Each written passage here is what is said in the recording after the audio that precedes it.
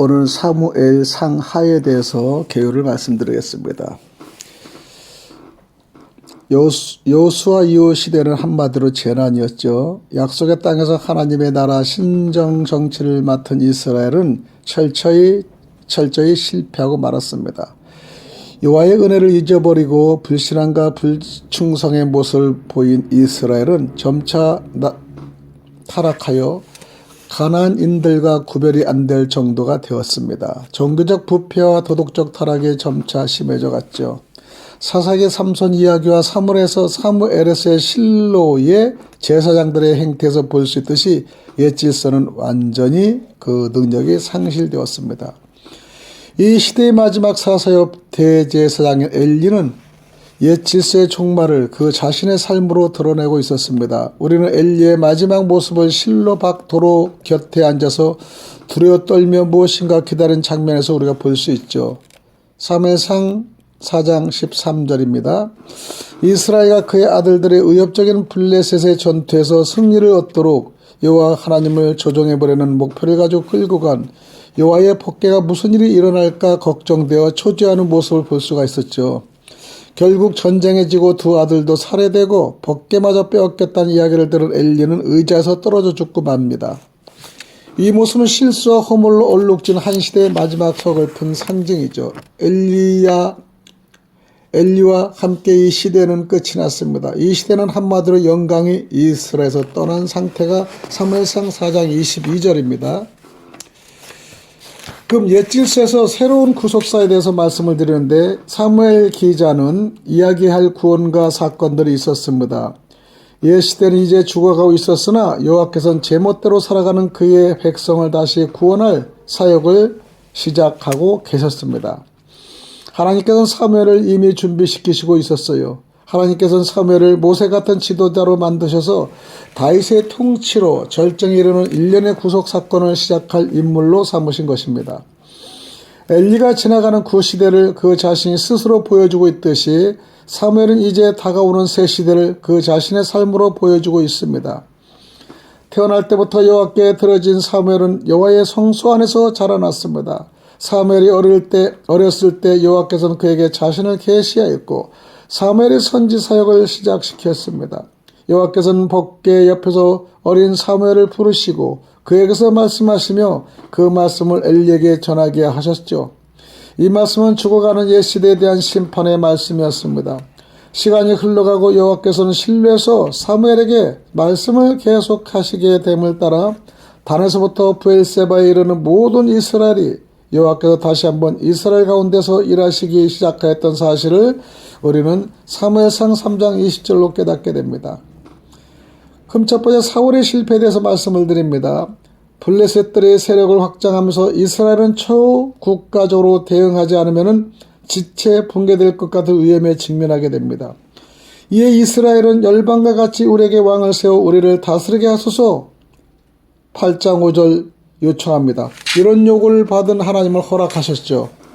그러나 이스라엘이 원한 왕권이 열방과 같은 왕권 즉 인간의 본권적 왕권이기에 여호와의 직접 통치라는 개념과 정면으로 상충되는 것이었습니다. 더욱이 열방처럼 되겠다는 것은 신의 산 언약으로부터 사실상의 후퇴를 의미하는 것이죠. 따라서 왕을 달라는 요구를 허락하신 하나님은 왕정제도를 신의 산 언약 여호와를 왕으로 섬기겠다는 맹세와 조화시킬 필요가 있게 되었습니다. 첫 번째 선지자직을 통해서 왕권을 견제하는 방법을 택합니다. 선지자는 여호와의 직접 통치를 보하는 한편 이제 싹트기 시작하는 이스라엘의 왕권을 여호와의 통치의 범위와 통치 사실을 인식하는 방향으로 설정되는 일을 맡았습니다. 사무엘 왕의 목적을 이해하기 위해서는 선지자의 역할을 이해하는 것이 매우 중요하죠. 선지자의 역할은 하나님 나라의 정치를 확장시키고 여호와의 왕권의 현실을 이스라엘에 증거하는 것이었죠. 사무엘을 선지자로 부른 것은 이스라엘 왕 요구에 대한 하나님의 직접적인 응답의 일환이었습니다. 왕권이 이스라엘 언약적 기초를 흔들지도 모를 위험성이 있기 때문이죠.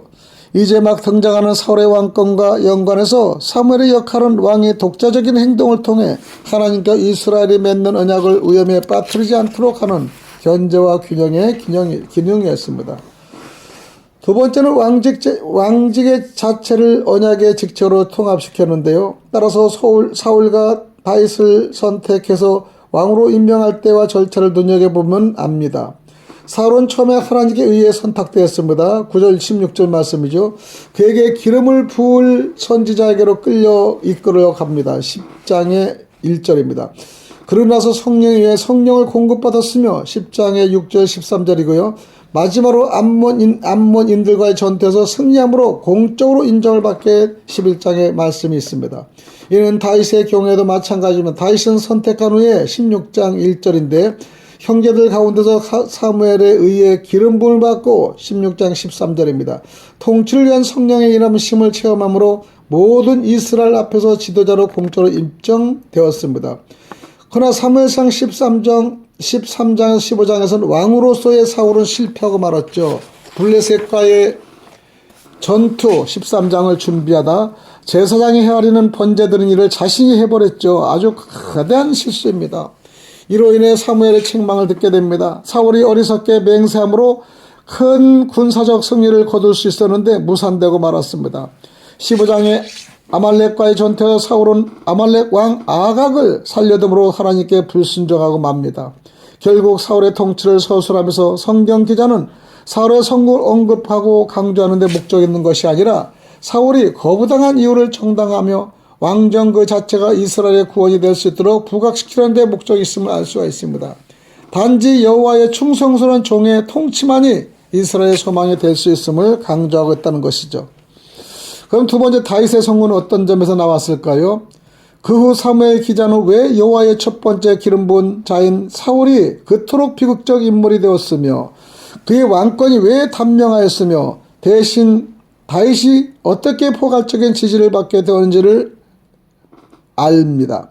결국 사무엘 상하의 이야기에는 사울이 왕으로서의 점차 마귀적으로 바뀌는 과정을 그리면서 다윗의 능력과 재능을 강조하는 구조로 이루어졌습니다.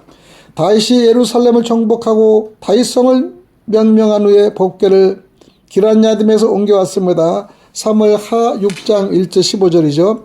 이스라엘의 국경선에서 20년간 머물러 있던 법궤가 들어온 곳은 여호와께서는 이스라엘의 삶의 중앙에 자신을 위치시킬 준비가 되어 있음을 드러냅니다. 법궤의 부재로 인해 생긴 이스라엘 역사의 신학적 막간이 이제 끝났음을 보입니다. 이스라엘 역사의 새로운 시작이 이제 되는데요. 법궤의 회복을 통해 여호와께서는 예루살렘을 하나님의 택하신 장소임을 드러냅니다. 사무엘하 6장에서 하늘 대왕이신 여호와는 새로운 수도인 예루살렘을 자신의 거주지로 정합니다. 사무엘상 4장에서 6장에서는 블레셋에게 법궤를 빼앗기면서 법궤 이동이 시작되었는데 이제 그 이동의 최종 목적지가 예루살렘으로 정해진 것으로 압니다. 법궤의 회복은 다윗과 그의 가문의 앞날의 새로운 시작을 알리는 서곡이 됩니다. 결국 사무엘 7장에서 하나님은 다윗의 그의 가문을 위해 영원한 보좌를 약속하는 다윗의 언약을 8장의 17절에 줍니다.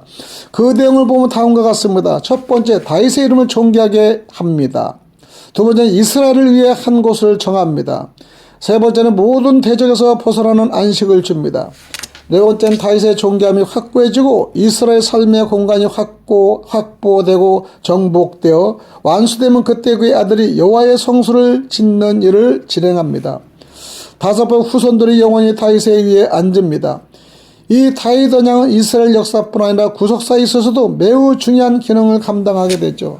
사무엘하 7장 18, 19절에 보면 다윗의 기도는 다윗의 하나님의 약속을 어떻게 이해하는지를 잘 보여줍니다. 다윗은 이 언약을 인간의 규례로 봅니다. 그리고 인간의 규례와 표현은 이것이 인간의 운명이 펼쳐지는 방식이기도 하죠. 해석해야 합니다. 선지자들은 미래세 다윗 계열의 왕이 이스라엘을 다스릴 것이라는 메시아 소망의 근거를 여기고 발견되었으며 이사야 9장 6절 이하의 말씀이죠. 신약 기자들은 그리스도의 통치권 근거를 다윗의 후손이라는 데서 찾습니다. 이것이 마태복음 1장 1절의 말씀이죠. 세 번째는 다윗 왕국의 분열에 대해서 말씀드립니다. 사무엘 11장 20장은요. 다윗의 몰락과 다윗의 추한 인간성을 그리고 있는데요. 다윗 가문의 식구들 사이에 불협화음이 생깁니다. 다윗의 행동으로 인해 북방과 남방 사이에 골이 깊어졌고요. 밧세바 우리아 범죄는요. 다윗 가문의 강간과 형제의 살해와 압살롬의 도피로 이어지고 마침내 반역과 내란으로 내달리고 말았습니다. 사무엘하의 마지막 장들 21장 24장은 다윗 언약의 성취는 건전한 정치적 조치의 문제가 아니며 구원세를 통한 여호와의 간섭을 필요로 함을 잘 보여주고 있죠. 여호와께서는 다윗을 보존하셔야만 다윗은 제대로 통치할 수 있는 것이죠. 또한 여호와께서는 허락하시고 지키셔야만 다윗에게 준 언약이 견고히 서는 것입니다. 24장은 다윗이 잘못된 인구조사와 성전 부지 획득으로 결론이 나는데요. 23장의 결론부에 우리아에 대한 언급 39절이죠. 하나님의 진노가 다윗에게 부어진 이유를 제시합니다. 한편 정치적 이유로 인해 다윗은 셀 수 없는 이스라엘 수를 계수하게 되는 것이죠. 이것이 사무엘하 24장 1절의 실수입니다. 이로 인해 이스라엘의 목자인 다윗은 양들을 통해 침을 받는데요. 목자에게 대해서는 7배의 보상이 취해졌다. 이것이 24장 17절과 18장 3절을 참조합니다.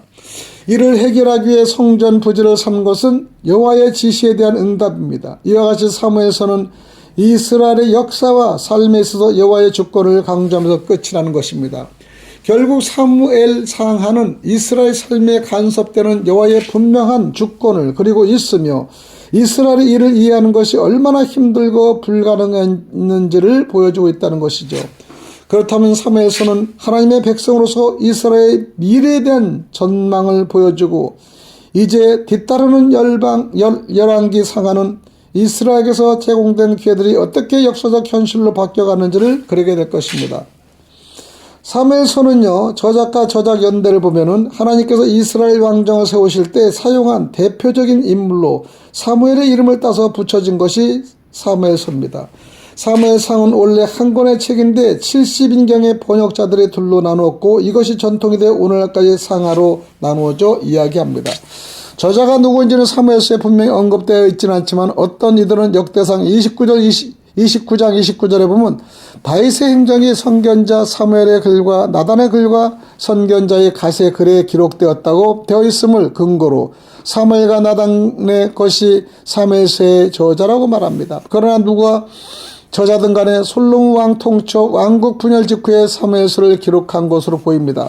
사무엘상 27장 6절은 시글락이 오늘까지 유다 왕에게 속하였느니라 라고 되어 있습니다. 이것이 만일 후대의 첨가가 아니라면 이것은 왕국이 이미 분열되었음을 암시하는 거죠. 보수주의자들은 사무엘서의 저작연들을 주전 970년에서 722년에 어느 한 시기로 본다는 것입니다. 사마리아의 몰락에 대한 언급이 없는 것은 확실한 하향선이죠. 눈으로 보고 기록한 기사들과 일반적인 언어적 고대성으로 미뤄볼 때 아마도 분열 직후에 기록된 것이 아닌가 봅니다.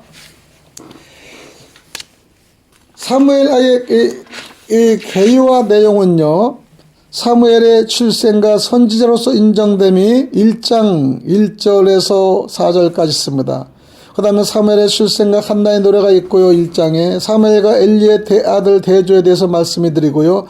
여호와의 선지자로서 사무엘이 인정받습니다. 두 번째는 선지자 사사로이 사무엘에게 지도권이 넘어가는 과도기를 보여준 게 4장입니다. 또 세 번째는 사무엘의 지도권을 외야적으로 제시하는 건 7장 이후의 얘기죠. 네 번째는 사울의 통치로의 전의가 8장 있습니다. 또 사무엘의 고별도 있죠. 또 다섯 번째는 사울의 통치가 13장, 14장에 있습니다. 여섯 번째는 다윗의 통치로의 전의가 15장, 그 다음에 사무엘하 5장에 있으며 15장에 보면은요, 왕으로서의 사울을 거부하고 사울은 망하고 다윗은 흥하는 것을 16장에 나타나죠. 그 다음에 세 번째는 다윗이 유다 왕이 되는 것을 2장에 나타납니다. 또 다윗이 이스라엘 왕이 되는 것을 3장의 이후에 나타나죠. 그리고 마지막 일곱 번째 다윗의 총치가 5장, 8장에 기록된 것을 볼 수 있습니다. 다윗의 예루살렘 정복의 두로왕 하람의 인정도 있고요. 다윗의 블레셋 정복과 그로 인한 영토 확보가 되고요. 다윗의 여호와의 법궤 보좌를 그의 왕도로 인도하는 걸 6장에 표기됩니다. 여호와와 다윗의 계약이 7장에 있고요. 다윗이 인근 왕국을 정복하고 영토 확정과 왕국 완립의 8장에 있습니다. 8번째 다윗 왕권에 대한 위협 극복이 9장에 있는데요. 사울의 집에 중화시킴과 암문과 수레의 도전이 10장에 있고요. 다윗의 왕권 후 밧세바 우간 우리아의 사건이 11장에 있습니다. 또 압살롬의 도전이 13장에 부여되죠. 또 마지막에 부록은요. 동심구조인데 이스라엘 대한 여호와의 진노가 21장에 있고요. 블레셋과의 전쟁에서 다윗 용사의 전적이 21장에 있습니다.